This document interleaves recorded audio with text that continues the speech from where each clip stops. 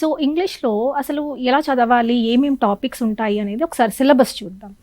Now బేసికల్గా మొత్తం English అంతా కూడా ఒక 3 మేజర్ డివిజన్స్గా మనం చూడొచ్చు.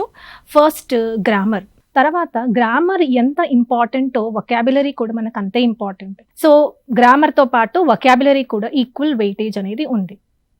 అండ్ దెన్ థర్డ్ వచ్చేసరికి కాంప్రిహెన్షన్ అంటే మేజర్గా మనకి ఒక ప్యాసేజ్ ఇస్తాడు, ఆ ప్యాసేజ్లో బ్లాంక్స్ ఇస్తాడు, లేదా దాన్ని మనం క్లోజ్ టెస్ట్ అని అంటాం, రైట్? సో క్లోజ్ టెస్ట్ అంటే ఒక చిన్న పారాగ్రాఫ్, ఒక 4 to 5 లైన్స్ ఆఫ్ పారాగ్రాఫ్ ఉంటుంది, దాంట్లో బ్లాంక్స్ ఉంటాయి, ప్రతి బ్లాంక్కి ఆప్షన్స్ ఉంటాయి, MCQs మోడలే, right?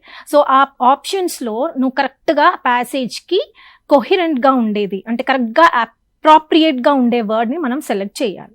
That is cloze test. One part is cloze test.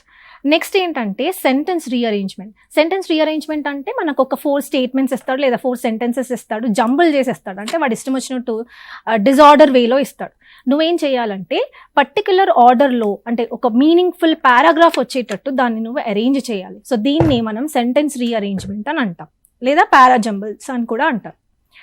Next ఏంటంటే దాంట్లోనే థర్డ్ వన్ రీడింగ్ కాంప్రిహెన్షన్ అంటే మనకి కాంప్రిహెన్షన్ అనే వర్డే మనకి ఇక్కడ ఇంపార్టెంట్, ఎందుకంటే చాలా ఎగ్జామ్స్లో కాంప్రిహెండ్ మీనింగ్ అడిగాడు. సో కాంప్రిహెండ్ అంటే టు అండర్స్టాండ్. ఎందుకు? మనకు ఒక ప్యాసేజ్ ఇస్తాడు కదా, ఆ ప్యాసేజ్ నువ్వు చదివి అర్థం చేసుకున్న తర్వాత మనం ఆన్సర్ చేస్తాం, అంటే ఇక్కడ అండర్స్టాండింగ్ అనేది చాలా ఇంపార్టెంట్. సో అందుకే కాంప్రిహెండ్ అనే వర్డ్కి దాని మీనింగ్ ఇస్ టు అండర్స్టాండ్. చాలాసార్లు అడిగాడు, చాలా ఎగ్జామ్లో అడిగాడు, కాంప్రిహెండ్ సినానిమ్ అడిగాడు, రైట్? సో కాంప్రిహెండ్ అంటే అండర్స్టాండ్. సో మనకి ఇచ్చిన ప్యాసేజ్లో మనం ఆ ప్యాసేజ్ మొత్తం చదివి questions, the passage can be followed by 4 to 5 questions, ఒక్కొక్కసారి 3 క్వశ్చన్స్ కూడా ఇవ్వచ్చు.